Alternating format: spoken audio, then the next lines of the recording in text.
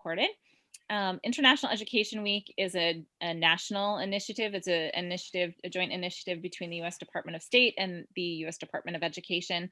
And URI is really pleased this week to be offering a whole range of different virtual sessions for the first time.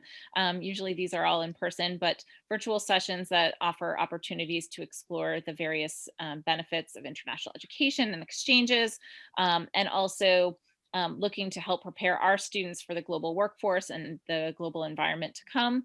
And then, of course, also on the flip side, attracting future leaders from abroad to our country and to our university to study, learn, do research, and exchange experiences. So that's what International Education Week is all about. We have a number of other programs still to come on Thursday and Friday, so feel free to check those out. But without further ado, I'm going to stop sharing my screen and hand it over to Maura. Fantastic. Thank you so much. As I mentioned, I'm Maura Castles. I am very excited to be here for International Education Week. This is my sixth International Education Week celebrated with URI. We've done a number of sessions in the past. Last year we did a session on, I believe it was on having a sort of an international experience as a professional. We've done sessions on how to frame your study abroad experience for your, for your career path, things like that. So, so we definitely like having some sort of special programming for IEW. So thank you for having us back this week. We have done one session already. That was yesterday. We did a walk through the art and architecture of Florence. And tomorrow we will be doing a session with Jess Williams. Jess, do you want to give us a little introduction of what that session will be like? Yeah, so tomorrow at 10:30 a.m., I believe, we're kind of just doing conversation about Prague.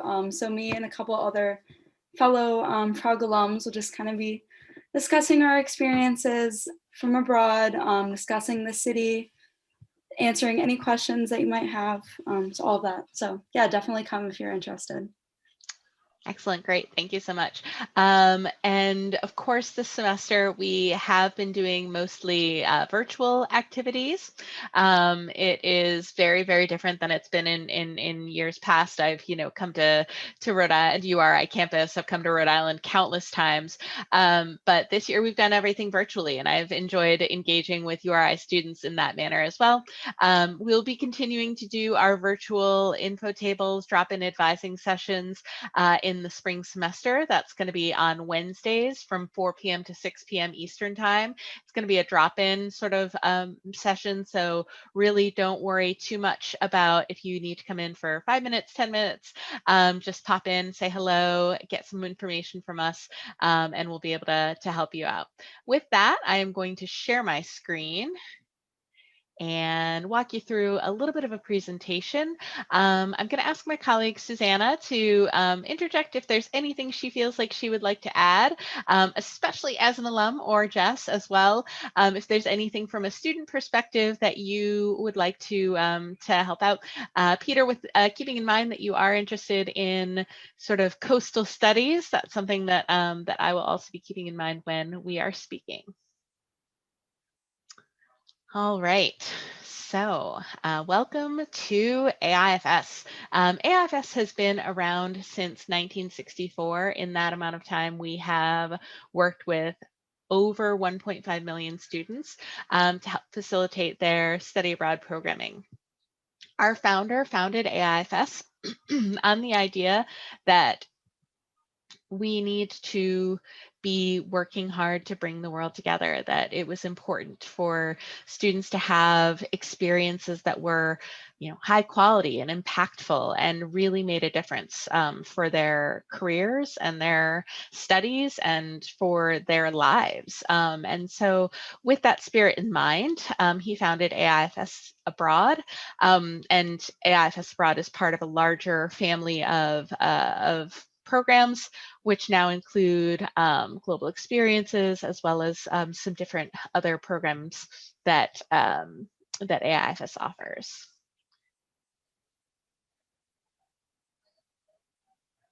This is my information. I just bring up this. So if you have any questions, if you need to reach me for anything, this is my direct contact information. If you want to get more information about AIFS, if you want to have someone reach out to you to give you more information about our programs, you can scan the QR code that's in the sort of lower right-hand side of this slide. You can also set up a Calendly request, and that just shoots me a direct message to set up a time in my calendar.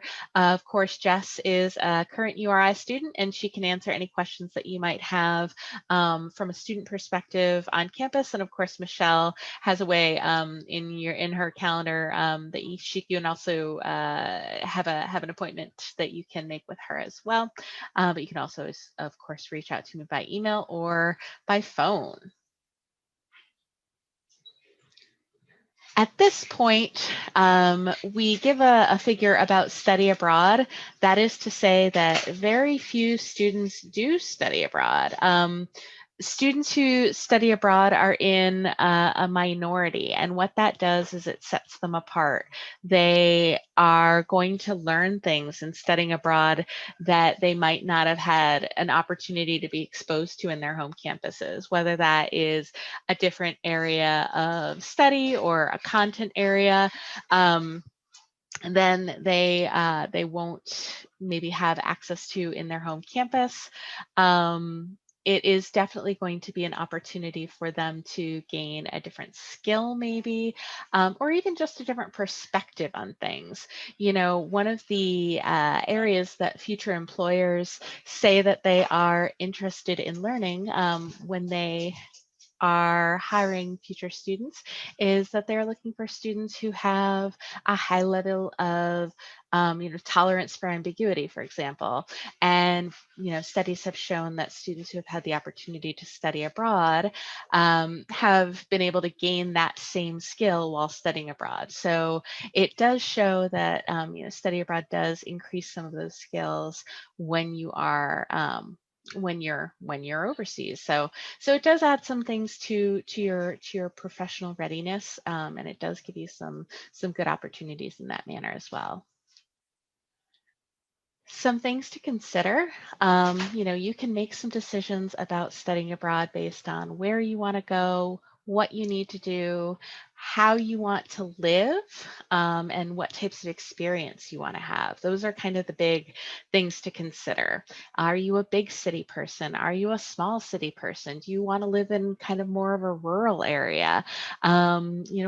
Do you need specific courses toward your major? Do you absolutely need to take a course that is related to your science major, or can you take electives? Do you need to do something that has an experiential piece? Do you want to get some work experience? Do you want to do an internship? Those types of things are really, really important. And good starting point would be with your academic advisor. So if you're meeting with your academic advisor or with your study abroad office, you can get a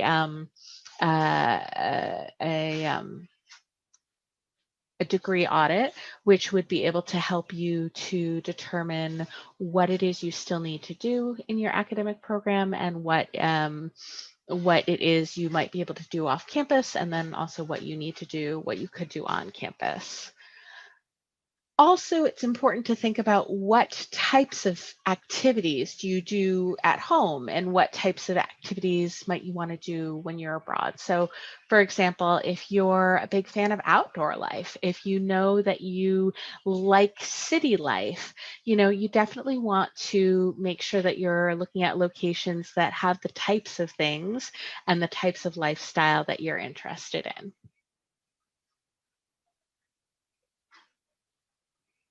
AIFS Abroad has a ton of different program locations that you can study in during academic semester, academic year, summer, and January term.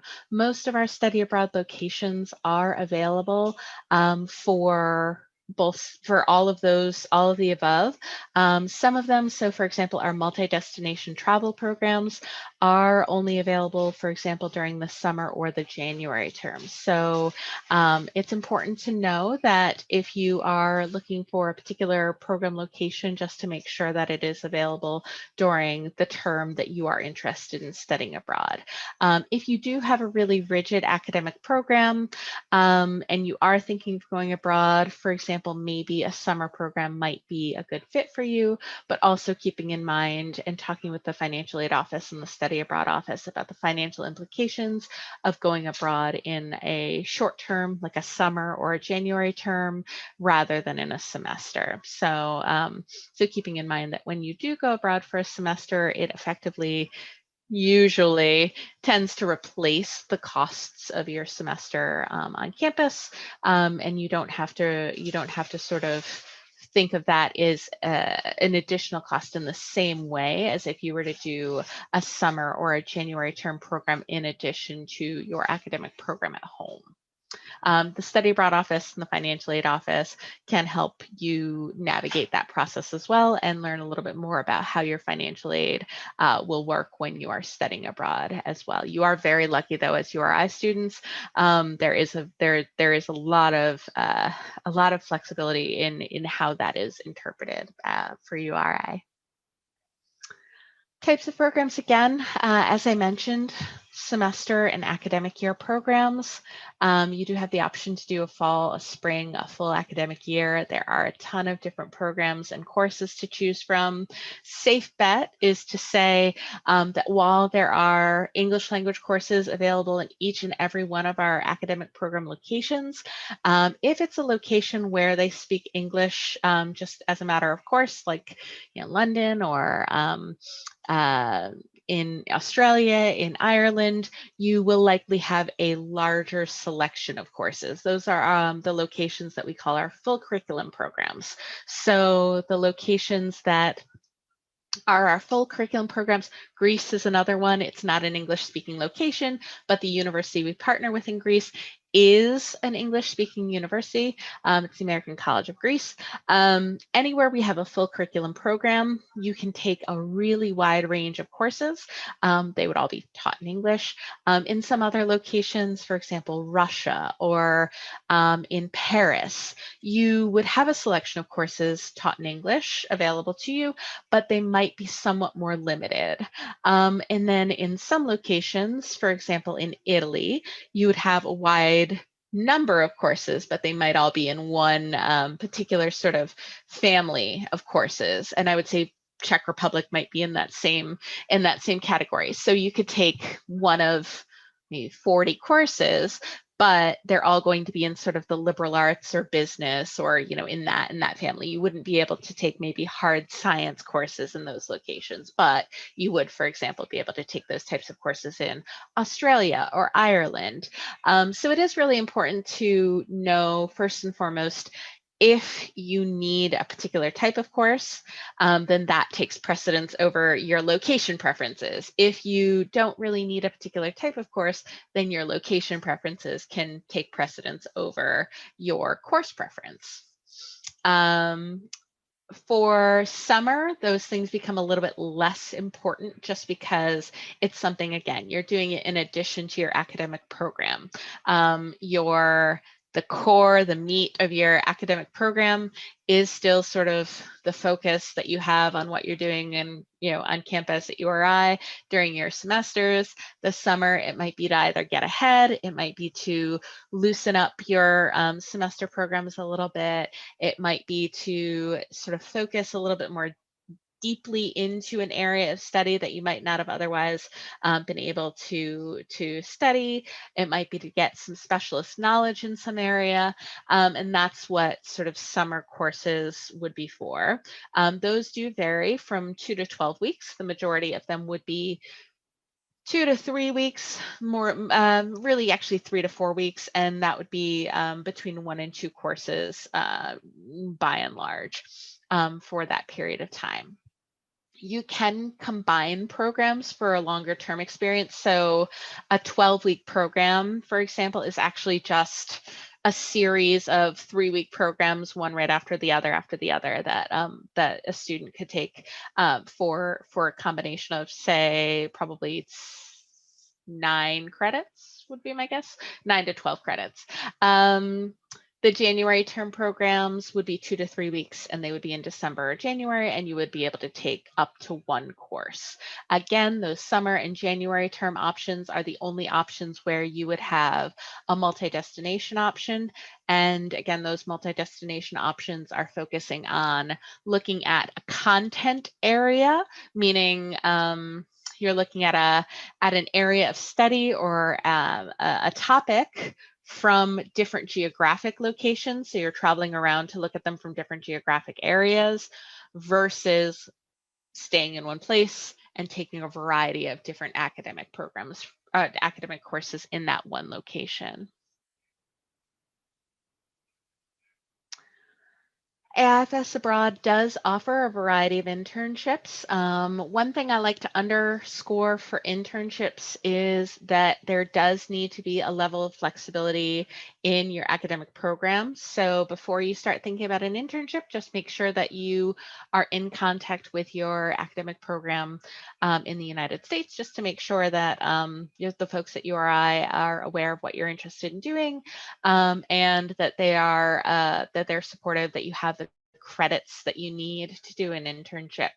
And we can talk definitely more about that. We've had people from URI regularly do internships with AIFS. We've had people do a lot in fashion and communications, have probably been 2 of the biggest areas. We had somebody from URI work in Italian Vogue, which is of course not a really common internship, but it was definitely a glamorous one. And we've had interns do a variety of different areas of study. So if you think an internship might be an area that is of interest to you, definitely talk with us about what types of internships could be available to you. We've had poli-sci internships. We've had students do things in the hard sciences. It really kind of depends on what your interests and your background are. In some areas, it might depend on if you speak another language. By and large, as I mentioned, you won't need to speak another language to do an academic program, but sometimes internships do require that you have some language levels or language skills. So that is just a matter of finding out from us what is required for each program location. Of course, somewhere like London or Wollongong, Australia, or Perth in Australia, no foreign language is needed. We also partner with Global Experiences. That is something that if that is a good fit for you, we would want to talk more in depth about it, because it is not, it's not a currently approved program. So we would just want to have a chat about it first before you get too far along in the process. And if that's something that's of interest to you, bring it to my attention, chat with me, chat with Michelle, and we'll point you in the right direction from there. We do have a number of community engagement programs that would be available. And when we say community engagement programs, it's service learning, but a really robust service learning experience, something that is going to take a pretty significant commitment on your behalf, something that you're going to need to really be ready to commit to. And so we say that at the outset, just so that you know that you are going to have a commitment to make to the experience, and that it's not just like, oh, I didn't feel like volunteering this week, so I'm not gonna, that we really want you to really feel engaged in the experience. So it is going to give you a lot of a chance to engage in your local community, a lot of chance to understand more about the community that you're living in, and you're going to get a lot of it out of it. It's going to be something you can put on your resume. It's going to be something that's going to help you in your future. But it is something that you are going to really want to formally commit to. and we can help you set that up. It's either going to be something that is pretty formally already set up. So for example, in Rome, Italy, we have some community engagement projects that involve working with new arrivals to Rome who are coming from locations outside of Italy, and in other locations it might be a project that is just something that you are maybe working on in your home community, and we're working on setting up volunteer opportunities in your in that area for you. That kind of goes along with the volunteer opportunities that we have that we'll also be talking about. Volunteer opportunities are available in every AIFS program, well, almost every AIFS program location. Here are the ones that are particularly strong and that students do particularly regularly. Oftentimes, these volunteer opportunities are set up with our resident staff on site. Each AIFS program has a resident director on site, so the person who works with you to help you set up your academic program, help you, they're the ones who set up your housing for you. They're there if you have any questions or any needs. We're going to have Jess and Susanna talk a little bit more about the resident staff after I'm done speaking. But in terms of volunteer opportunities, they'll help you set up if you had something you were interested in volunteering in. For example, we just had an Instagram live where a takeover where the woman was talking about her volunteer opportunity. She was volunteering in the Hermitage in St. Petersburg, and she would volunteer there as a tour guide. So really great experience. She absolutely loved it.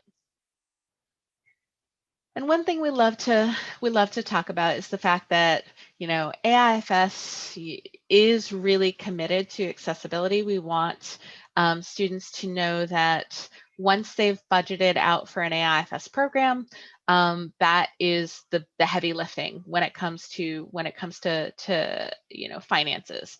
AIFS has a very inclusive program fee, which includes guaranteed housing and meals arranged by AIFS. That's going to be either a meal plan or a stipend, resident director on site, as I mentioned, staff as well, excursions that would be included in the program fee.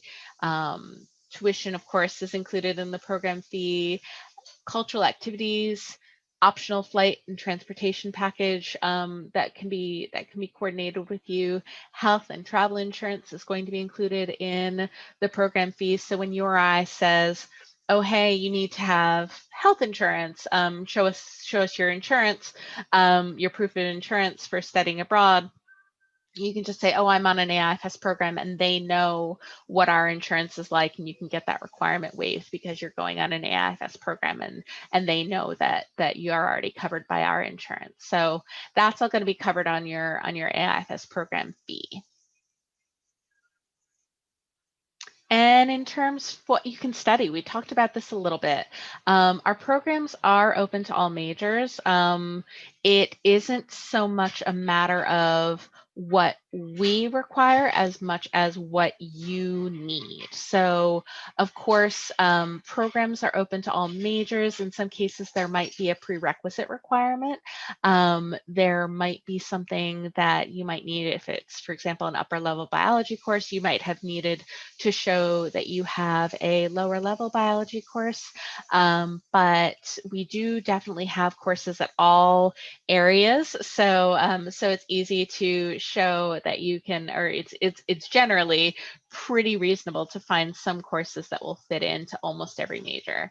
Something like Peter's certainly going to be a conversation to have, but it's certainly something that we could talk about. If learning a foreign language is something that's important to you, that's definitely something, even though language isn't required for a program, that's definitely something that we can discuss, which program locations are best for continuing to learn a language. As I mentioned, otherwise courses are taught in English.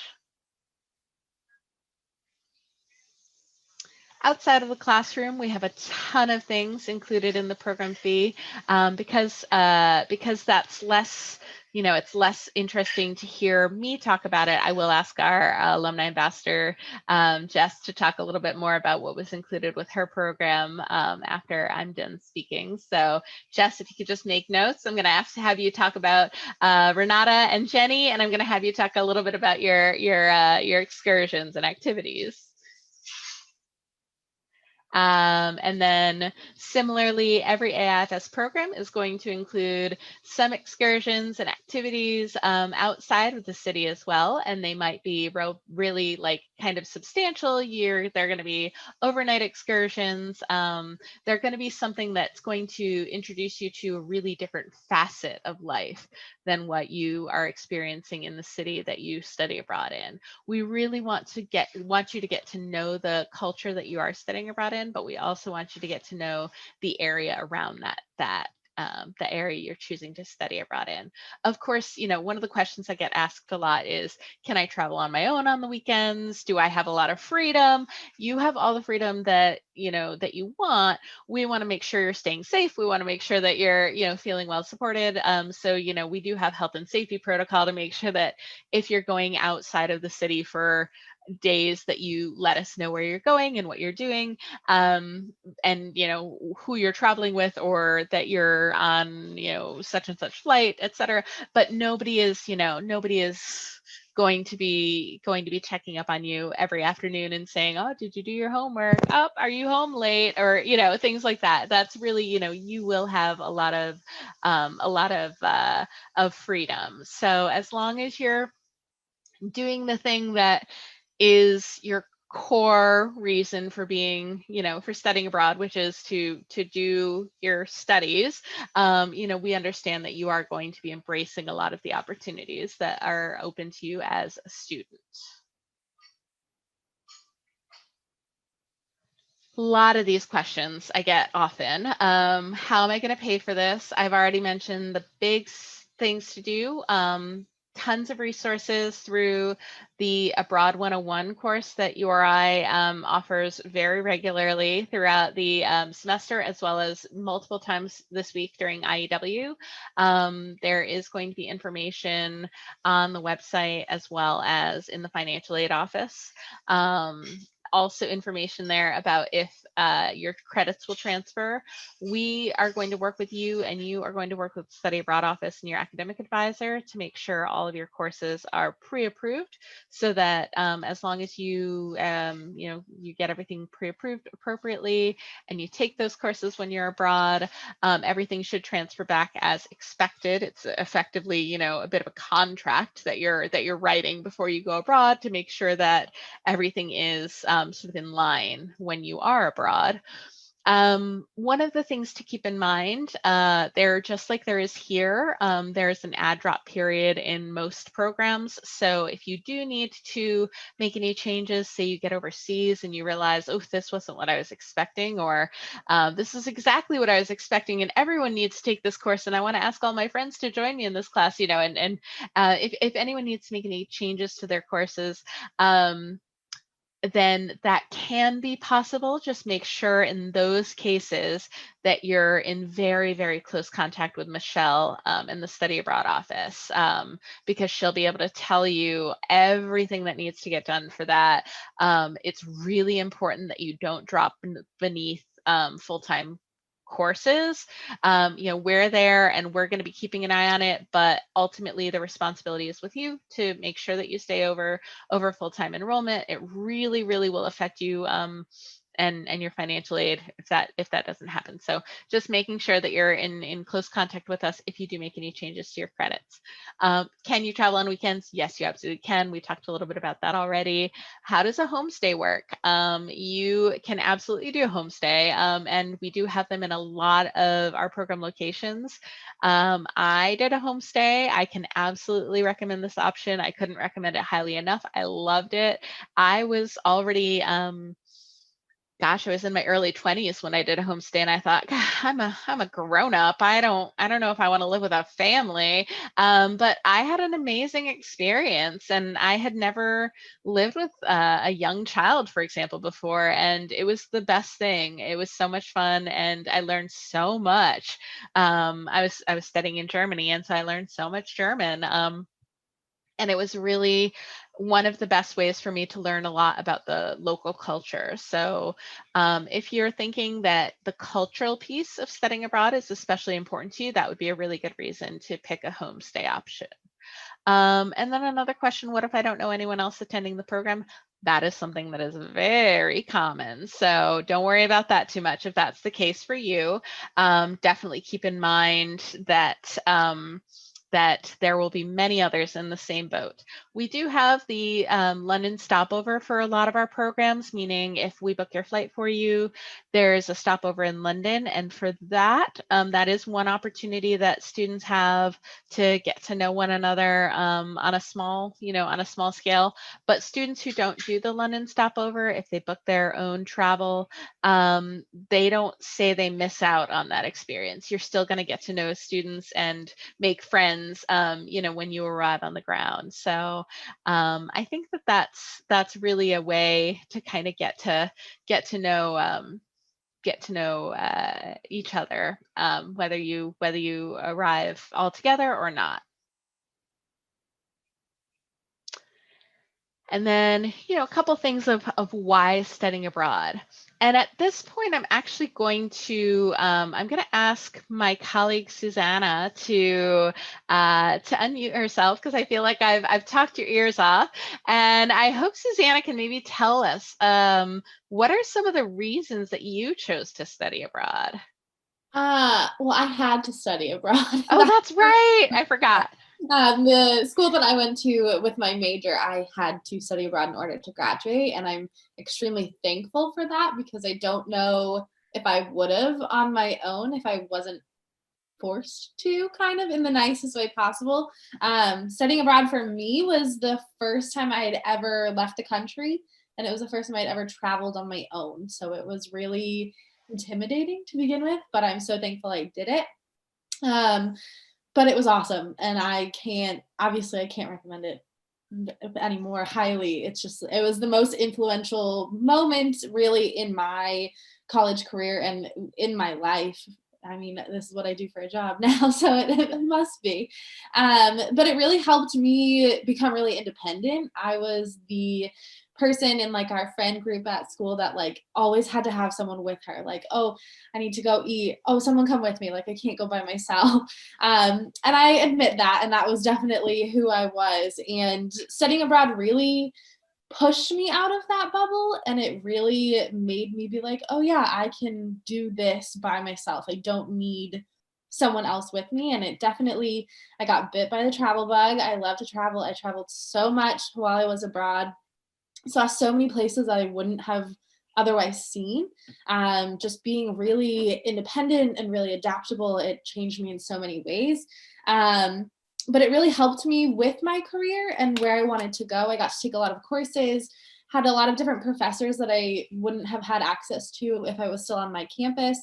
Took courses that I probably wouldn't have taken on campus, some kind of weird ones, but some that were really interesting, and it was fun to learn about. And I'm still friends with some of my professors on Facebook, and I see their updates, so that's really cool for me. But it was just such an impactful experience. And if you have the option to do it, whether it's a week-long program with one of your faculty members or a full semester or a full academic year, finding the program that fits for you, no matter where it is, what it is going to be something that I think is going to change you in more ways than you know. Yeah. That's a really good summary, I think, of what I love hearing that you were reluctant to study, because knowing you now, I have such a to study abroad rather I knowing you now, I have a hard time believing it, but I can see, and understand that. Jess, how about you? What were some of your reasons for studying abroad? Yeah, so I always knew I wanted to study abroad. Since like freshman year, I kind of had that feeling that I just wanted to study abroad, but I definitely didn't expect to get everything out of it that I did. Going abroad, just like as you said, just getting more independent, stepping out of my comfort zone. You know, I did travel before I went abroad, but obviously not for a semester like that, or a couple months that I was abroad. Um, I was kind of just like in a little bubble here at URI. So being able to study abroad and really step out of my comfort zone and meet people that I never would have met otherwise and take classes that I hadn't really taken here. Getting to travel, all of those different things, and really growing so much, like both personally and academically while abroad. So definitely, definitely go study abroad. Awesome. Feel that. I Jess, love it. did you take Czech language when you were there? Yeah, I did. We with the Prague program, you do take it like in the beginning. You have like kind of a intensive Czech language course, as they call it. But that really is just so you could learn more of the language ahead of time and use it throughout your semester there. Yeah. Talking with locals and all that. Yeah, I had just done an exchange with Peter in the chat because one of the questions I had is I don't think we had posed whether or not he was looking to take his courses in English or take language courses in part and that kind of thing. And so I think it's good to know that it looks like maybe perhaps he might be looking to perhaps try another language as well. Are you looking to like intensify language, Peter? Like you want to like come out almost fluent, or are you looking to maybe just take a language alongside other courses in English? I mean, I'd love to become fluent. I just want to learn another language in general. Yeah. Well, that's great that you have that ambition. And I think obviously study abroad is one way to do that too. So that might open some doors for you as well if you wanted to, even add a minor or another minor or something like that. Because obviously in order to speak, with some level of fluency, you'd need to probably take a couple of courses and that kind of thing. But just some things to consider. And that's great, Jess. I wasn't sure if you had taken, I couldn't remember if you had taken Czech or not. Yeah. Did you find that you could use it when you were there, like in the stores and stuff? Yeah, definitely. We definitely just learned like the basics, just like communicating, ordering things. But yeah, I did use it throughout my time there. And you could tell that like the locals really do appreciate it. Like Yeah. obviously they all speak English too, but you could tell that they appreciate that you're trying to learn language and all that. So it definitely helps. Yeah, definitely. I would agree. And Renata is our resident director there, and she's such a cheerleader. Every time I would say anything in Czech, she would just cheer for me, and it was so cute. It made me want to speak Czech all of the time, even though I definitely only speak 3 or 4 words, and most of them are versions of hello and goodbye. Peter, with your interests, I am intrigued. I am interested to know if you have an interest in like sustainability and things like that. Yeah, absolutely. Yeah. Just with like the way things are, like sustainable engineering practices specifically, I think Yeah. that's important. Yeah.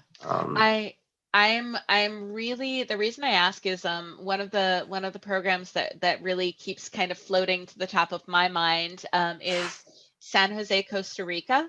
And the reason I keep thinking about that is that you have a language possibility, right? You're going to be, you'll have an opportunity to learn Spanish. You would have the sort of aquatic and shore aspect of it. Engineering, it'd be a little bit, you wouldn't really be able to focus on the civil engineering piece of it as much, but you would be able to take some lab science courses that would be in the sciences in sort of a marine and aquaculture area. And sustainability is a huge area of focus there. But I'm also thinking about potentially whether an internship might be an area that you might be interested in. You were talking about a fifth year opportunity, and I think that we might be able to consider talking about internship options as well. So that might be something to keep on your radar as well. We should definitely talk more about that. There are some, and I'd have to check for San Jose whether there are some engineering related internships, but definitely sustainability, definitely, marine and related to the marine and the sustainability. I don't know about marine sustainability and engineering, all three, but the language piece of it all together, we definitely could make that happen. So keep that on your radar. At least put a little bookmark in San Jose, Costa Rica. Prior to that, I had been thinking Australia, and specifically I'd been thinking Perth, so Murdoch University in Perth, which is in Western Australia. That was the other location that had kind of been floating to the top of my mind, but you don't have then the language. You can learn a language there, but you're not going to become fluent. You would just take a language course there the same way you might take a 101, 102 kind of course at URI or any other US university. The rest of this is a lot of student testimonials. This is going to be available for, I can share this with you, Michelle, so if you feel like having this available somewhere, of course, we're going to put the ones that are, glowing. So, so I think you all you're gonna know kind of what the content is here. So I'm not going to belabor these, but I do want to highlight a couple more things. We do have a section here on how to pay for it. We have an area on our website for scholarships and grants, and there are a number of different opportunities for scholarships. We have scholarships that are up to half of the program fee. So that is something that can be a real game changer. If you're doing a program in San Jose, Costa Rica, and you get a grant for 92 or for, $4,600, that's like half of the program fee.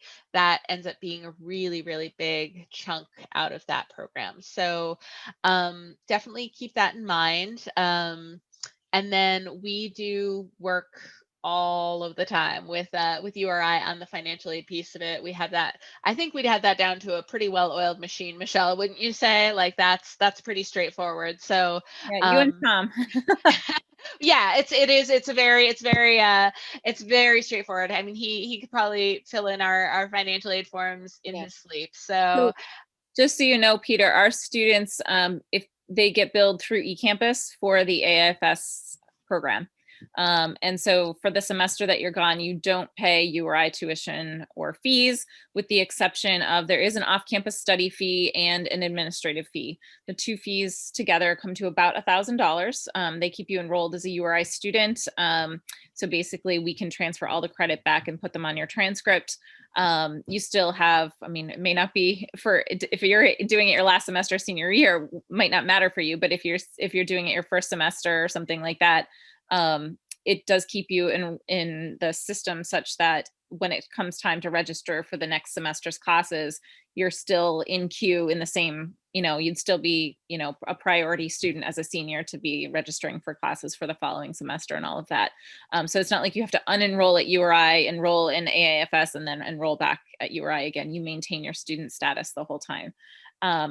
Also, if you have any scholarship or grant money that's URI specific, that can carry with you up to a certain extent to an overseas program as well. And so for some of the programs, I mean, it's really based on the program fee set by AIFS. So there are some programs that come to very close to in-state tuition. There are some that, range closer to out-of-state tuition, depending on where you're going. Bigger cities like a London would be more expensive than, say, a San Jose, Costa Rica or something like that. And students are always responsible for their airfare. And then usually the programs will give you a pretty good estimate of what your additional expenses might be, whether it be books or travel expenses when you're on the ground, that kind of thing. Yeah, absolutely. And thank you for mentioning that. The two of the programs that I highlighted are kind of two ends of the spectrum financially. So San Jose, Costa Rica would be like $9,500, including housing, tuition, meals, activities, excursions, that sort of package. And then at the other end of the spectrum, you would have our program in Perth, which is in Western Australia. That would be about 16,000-ish, again, including those same things. We do have a couple of programs that are more expensive. Our programs on the eastern part of Australia, a couple of other programs like our program in New Zealand, for example, might be a little bit more expensive than that. But if you're doing sort of a quick math in your head, those are some numbers to keep in mind. About 9,500 to about 16,000-ish or so. The other thing I'll mention too, Peter, I don't know what your grades are, but I definitely recommend applying for any scholarships that are available. So scholarships can sometimes be left on the table because people don't apply. Secondly, as a male student who's in the STEM fields, you would be considered a minority in the area of study abroad. And anytime you're a minority in something like study abroad, you would then also oftentimes have a greater strength in your application, because fewer men study abroad than women, and fewer STEM students study abroad than, say, liberal arts students. So that those two things in and of themselves make you, assuming you also have strong grades, make you a strong candidate for a potential scholarship, or partial scholarship, I should say. Yeah, absolutely. So yeah, that's the best lesson you can get, is apply for everything, really.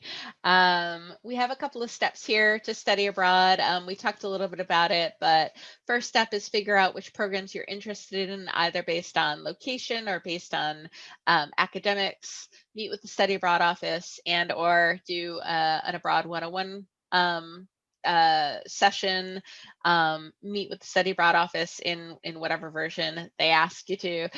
There are two processes in that you will do the URI process, and you'll start the AIFS process after you've done the URI process. They'll kind of walk you through it. It becomes fairly intuitive, because you start with the URI process, you start the AIFS process, the URI process will approve the AIFS process, and then it kind of becomes, steps that move toward being simultaneous. So it really isn't, it isn't two different processes for very long. Eventually it becomes kind of one process. You're doing stuff on the URI side that you need for the AIFS side anyway, like getting courses approved, things like that. And meet with your academic advisor, figure out which courses you're going to take, apply online with the AIFS website, complete your items in your to-do list. So there might be a teacher recommendation. Rarely, in the case of the AIFS programs I can think of off the top of my head, that's only for the Stellenbosch program, but some of the internship programs maybe as well. Copy of your transcript, course selection, etc. And then we'll work with you throughout the process through our admissions officers team. So it is a pretty straightforward process, 6 steps. And then, we give you a couple of things to keep in mind as you're going through the process, and some information to get more guidance from us if you need it.